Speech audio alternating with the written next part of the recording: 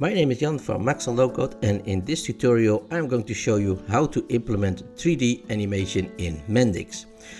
We start this course with setting up the Mendix Studio Pro for working optimal with custom CSS. Then we dive into the implementing of automated 3D animation, and we wrap this course up with the user interactive 3D animation. So let's dive into it right away. For this tutorial, we will use Mendix Studio Pro 10.18.6, since this is the latest MTS version at the moment. And as mentioned in the introduction of this video, before we get into the coding of our 3D animation, we need to set up our environment first. So in the context of this video, that means clearing out all the default homepage elements that Mendix provides out of the box. And by clicking here on the Page Explorer, we get a structured overview of all these elements that we have so far.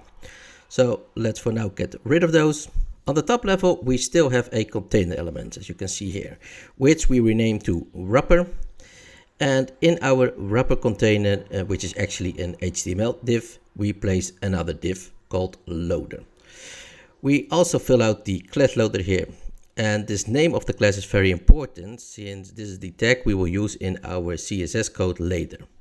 And at this moment also please note that at this point we did not set the class for the wrapper yet. Then the next thing is going to solve a HTML element. We drag this into our wrapper div. We change the div source into a span and duplicate the HTML element. So we got two spans now.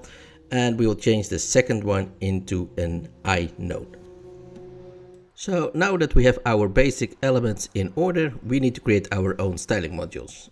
So let's make a new module, calling it custom styling, and convert it into a UI resource module. Now, the next thing we're going to do is creating our own SCSS file, which we will call custom animation. And once this custom CSS file is created, we need to edit it to the main SCSS file, so Mendix knows that our custom styling file needs to be read in as well. Once we have this all set up, let's do one more thing to our modeler. We are going to split up our working space into two separated sections. One for our code and the other one is the design mode of our page. So we see our styling changing directly, affecting our page. I just push back these sides a little bit more, so I have some more space to do the work. All right, let's start styling. We start with the three ground rules so far for our custom styling, which means that we have no margin, we have no padding, and we want our content to stay inside of their own box. Since Mendix does not always comply with custom styling, you sometimes need to add important in order to override Mendix default styling. And as mentioned earlier in this video, we still need to provide a class name to our wrapper. So let's do that now, and we call this wrapper container. And as you see, when I click on the Page Explorer, the related elements on this page is highlighted. So you can see the relation between those two. Now let's dive into the styling of wrapper container. We set a display to flex, so we can place the loader element wherever we want on the screen. But we're going to restrict it to the very center by adding justify content. Center means like it's horizontal in the middle. We add align item, so it's vertical in the middle. We add minimum height of 100, so it covers the whole screen. And we give it a black background, so it's going to look a little bit fancy.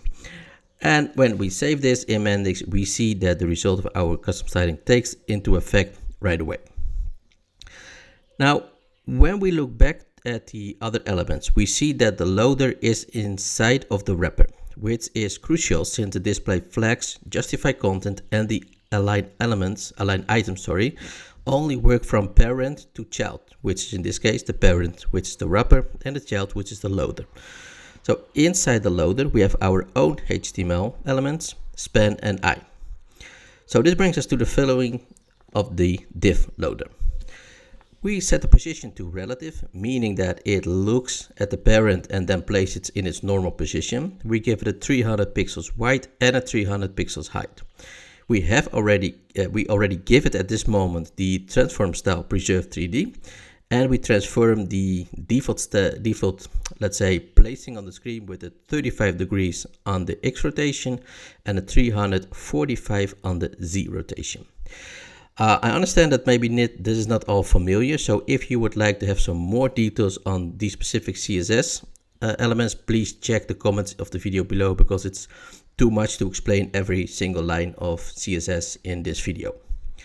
Having said so, the next thing we're going to do is the HTML element span within the loader. We're going to give this a position absolute inside its parent, so it won't leave its parent, to call it like this. We give it an inset of 0. We give it a very transparent background, noting that 1 is no transparency at all and 0 is full transparent. We give it a little bit less transparent, white border. We give it a blur effect, which we will see later taking into effect, and we give it a transition of 2.5 seconds. We'll also see a little bit later into effect. So when we save this style sheet, we see again taking the changes into effect right away. And for the eye element in the loader div, we're going to use the same styling as we used for the previous elements. So let's go through this real quick. Okay, and then we create a styling for the loader eye before. And what before does is it creates a pseudo element which we can use for setting styling before the actually eye element that we have. So we use it in this, for our case, just for styling purposes, which give us the following styling. We have a content of empty, we have an absolute position and an inset of 1.5 pixels, which is going to create a nice effect. We have a linear of gradient background, and we transform with a translate on the Z-axis with a -90 pixels value. This makes it look like it's basically kind of placed above the element. Then we're going to copy the whole before and we paste it here below, and we change the before into after. We change the background from linear into a transparent RGBA background. We add a 2 pixel strongly transparent border. We add a blur of 12 pixels, and we eventually, and it is very important, make sure that the translate on the Z-axis is changed to 90, otherwise you won't see a difference. So now that we have the after also in place, let's save it, and as we can see, we have 3 layers now. We have the before, the after, and of course the original. So the only thing that is still left in order to have our 3D animation implemented is by extending the loader div with a animation, which we will set to 4 seconds, linear and infinite. Below the loader div, we're going to place the animation keyframe. We're going to set them by a starting off of 0%, which is a 35 degrees on the X and a 0 on the Z. When we finish the rotation, we want them to be back at 35 degrees, and we have the Z on 36 degrees, which basically means we have it completely turned around. When we save this, we see that our animation is now turning around on itself. So now that we have our animation in place, let's add some additional user interaction. And for this, we choose the hover. Now, when users hover over the loader, the animated span will rotate 360 degrees, only this time over the X-axis. So in order to see this working, we need to run the application locally, because we cannot demonstrate the hover action on the design mode in Mendix Modeler. Now, while this animation might look like a styling box on itself, we can easily add content to the loader. So for the sake of this tutorial, let's add the Mendix logo and see how this turns out. With the current session, let's say settings that we have basically on the blur, we cannot really read the logo. So what we can do is we go to the settings for the blur, we lower it, and then our Mendix logo is readable. So with the 3D animation in place and a hover action having the user interact with the animation, we come to the end of this tutorial, in which we, first of all, we set it up our work environment so it was easier for us to see our styling effect right having effect on our application in the modeler.